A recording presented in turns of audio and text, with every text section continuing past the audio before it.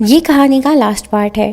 اچانک اس بلا نے علی سے مخاطب ہو کر کہا کہ تم کیا سوچتے تھے کہ یہاں سے بچ کر نکل جاؤ گے، اور پھر شیطانیت سے بھرپور کہا لگایا۔ پھر وہ بلا گویا ہوئی، تمہیں ہم سے کوئی نہیں بچا سکتا۔ جب وہ بلا بول رہی تھی ایسا لگ رہا تھا کہ بہت سی عورتیں اور مرد مل کر بول رہے ہوں۔ علی کافی ڈر چکا تھا۔ اس بلا نے مزید کہا کہ میں پہلے تمہاری بیوی اور بچے کا خون پیوں گا، اس کے بعد تمہارا۔ تمہیں مجھ سے کوئی نہیں بچا سکتا۔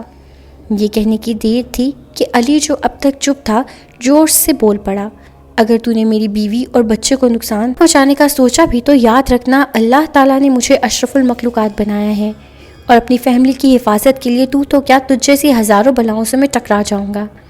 علی کی بات سن کر کچھ دیر تو وہ بلا چپ رہی، پھر زور زور سے ہنسنے لگی۔ اس کے ساتھ سارے بھیڑیے بھی ہنسنے لگے۔ ان کی آواز اتنی بھیانک تھی کہ ان سب سے برداشت نہیں ہو رہی تھی۔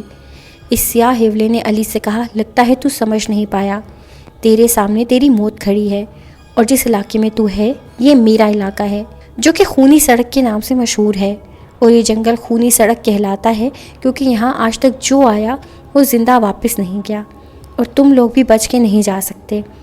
اور کون بچائے گا تمہیں؟ کس میں اتنی ہمت ہے؟ کون اتنا طاقتور ہے جو مجھ مہاکال سے ٹکرا سکے؟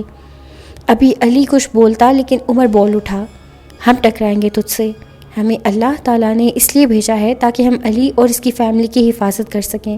اس کے بعد عمر نے علی کی جانب دیکھا اور کہا، دیکھو چاہے کچھ بھی ہو جائے تم لوگوں نے گاڑی سے باہر نہیں نکلنا، میں اور میری بیوی ان بلاؤں کا راستہ روکتے ہیں، ہمیں اللہ تعالیٰ نے تمہاری مدد کے لیے بھیجا ہے، کیونکہ تم ہمیشہ سفر اور حفاظت کی دعائیں پڑھ کر سفر کا آغاز کرتے ہو۔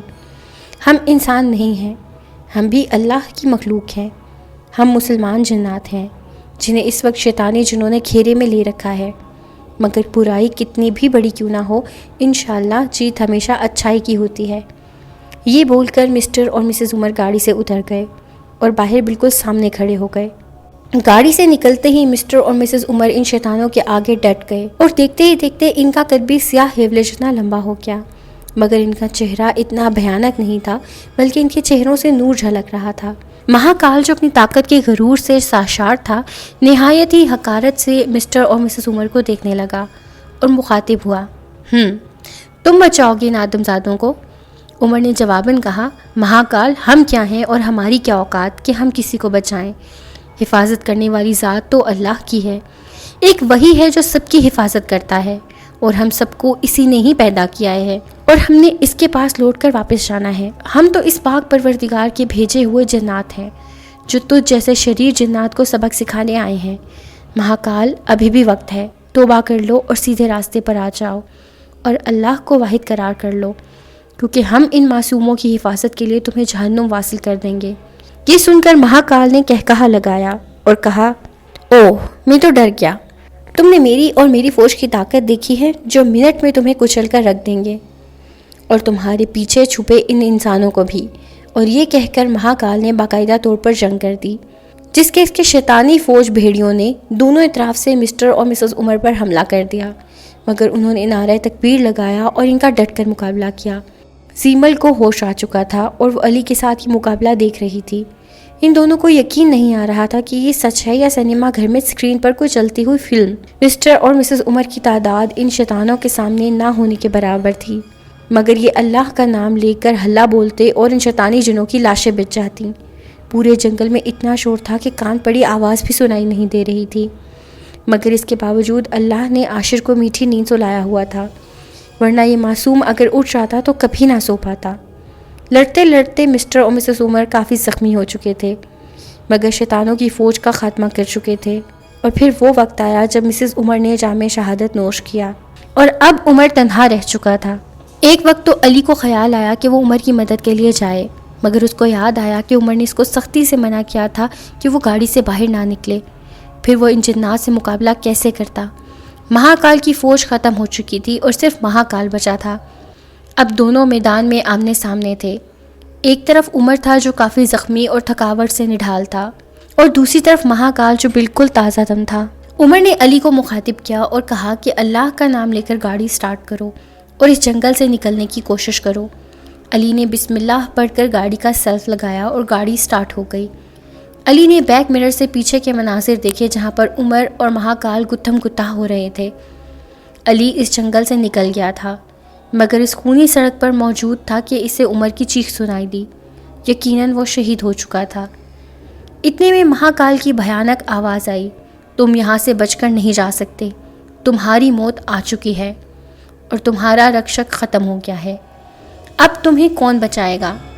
پھلک جھپکتے ہی وہ علی کی گاڑی کے سامنے موجود تھا اور بھیانک آواز میں علی سے مخاطب تھا، اگر ہمت ہے تو میرا سامنا کرو اور گاڑی سے باہر نکلو اور خود کو قربان کرو، اس سے میں تمہاری بیوی اور بچے کو بخش دوں گا۔